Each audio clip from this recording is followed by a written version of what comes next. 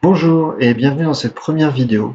Donc je me présente, je m'appelle Fabien Delaine, je suis professeur en classe préparatoire en mathématiques au lycée Les Souriaux, Ulysse.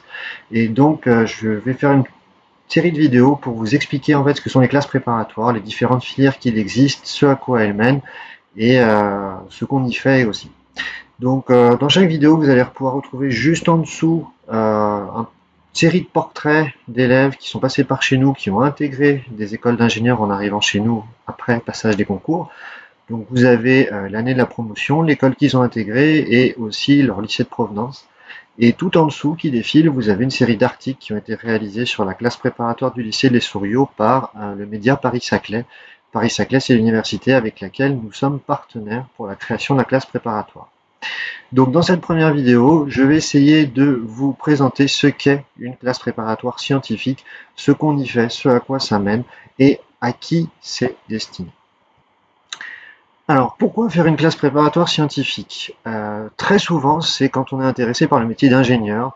Alors ingénieur, c'est très divers. Il y a les ingénieurs en recherche et développement, R&D, conseil, management. Il y a beaucoup de domaines. Ça peut être l'écologie, l'automobile, l'aviation et encore plein d'autres. Donc essentiellement le métier d'ingénieur. Également parfois pour faire de la recherche pure en université ou se diriger vers le métier de professeur, donc faire du professorat en université, en lycée, en classe préparatoire, mais ça représente une petite partie de la poursuite des cursus après une classe préparatoire scientifique. Alors en chiffres, les classes préparatoires ont un côté assez attrayant parce que vous remarquez que quand on y rentre, 95% des entrants obtiennent un diplôme de niveau master, donc un bac plus 5.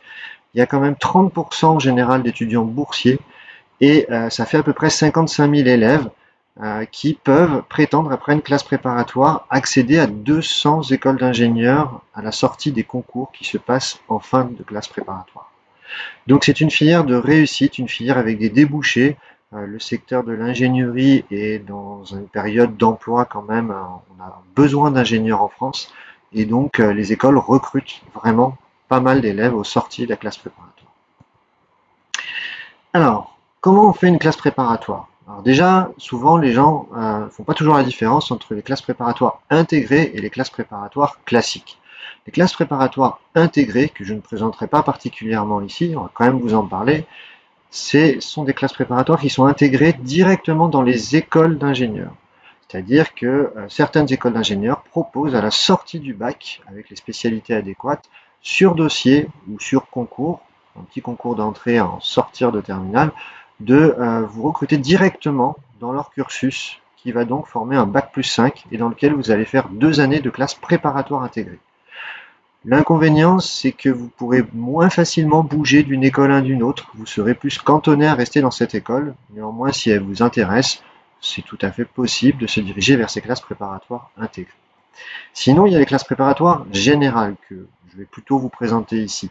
Elles sont plutôt rattachées à des lycées. Et donc, le but, c'est en 2 années de vous former à ensuite finir vos 3 années suivantes pour mener à un bac plus 5 en école d'ingénieur. Donc il y a 2 années de classe préparatoire. Il y a la première année, la sup, et la deuxième année qu'on appelle l'ASP. Au sortir de ces 2 années, vous passez un concours. Ce concours vous mène ensuite, en fonction des concours que vous réussissez, à intégrer des écoles d'ingénieurs. Il y a beaucoup de concours. Je t'ai dit, il y a plus de 200 écoles d'ingénieurs en France. Un redoublement est autorisé en classe préparatoire, pas en première année mais en deuxième, pour repasser une deuxième fois les concours et avoir une chance d'améliorer ses résultats au niveau du concours. Si jamais ça se passe pas forcément bien, vous avez toujours des partenariats avec les universités qui peuvent vous permettre de glisser vers une autre formation. Donc soit intégrer une L1 à l'université en deuxième semestre si jamais ça se passe vraiment mal en classe préparatoire, soit valider la première année classe préparatoire, intégrer une L2 et puis peut-être poursuivre en L3 au niveau de l'université ou encore d'autres formations en se réinscrivant potentiellement sur Parcoursup. Voilà. Alors, les classes préparatoires, il y en a partout en France. Comme nous sommes situés en région parisienne, je vais vous présenter un petit peu celle d'Île-de-France. Vous avez donc beaucoup de classes préparatoires vraiment sur la zone de Paris. Donc en bleu, vous avez les classes préparatoires publiques, en jaune, vous avez les classes préparatoires privées, et en rouge, les classes préparatoires, bon, ici la classe préparatoire militaire. Donc vous voyez que nous, notre lycée, il est situé dans l'Essonne. On est assez excentré dans le sud-ouest de la région parisienne. Et dans le bassin, nous avons quelques classes préparatoires partenaires. Et ça nous permet en fait de répondre à donner une offre de classes préparatoires sur le bassin. Alors il y a plusieurs cycles de classes préparatoires. Vous voyez, il y a une liste avec des sigles MPSI, PCSI, PTSI. Alors TSI, moi je vous présenterai les trois premières plus la nouvelle qui s'est ouverte, la classe préparatoire MPI, qui sont destinées à des élèves sortant de bac généraux, avec les bonnes spécialités, mais ça on en parlera dans une prochaine vidéo. Ce qui est important, c'est de savoir pourquoi il faut faire une classe préparatoire. En fait, il faut déjà avoir un goût pour les matières scientifiques. Il y a beaucoup de maths, il y a beaucoup de physique, il y a aussi des matières comme la science de l'ingénieur ou l'informatique. Bien entendu, il y a des matières littéraires, mais clairement, la majorité du temps, vous le passez à faire des matières scientifiques. Il faut être prêt à s'investir parce que je pense que, en général, on le sait, les classes préparatoires, c'est une charge de travail très importante. Donc, il faut être prêt à entrer dans un cycle d'études qui est long, qui va être 5 ans, 2 ans de classe préparatoire plus 3 ans d'école derrière. Donc voilà, il ne faut pas le prendre à la légère au niveau charge de travail et au niveau longueur d'études. L'atout des classes préparatoires, on ne va pas les mettre en compétition avec les universités, mais c'est quand même une formation qui a un encadrement important. Vous avez en général des promotions de maximum 48 élèves, parfois même 35 dans les classes préparatoires moins chargées.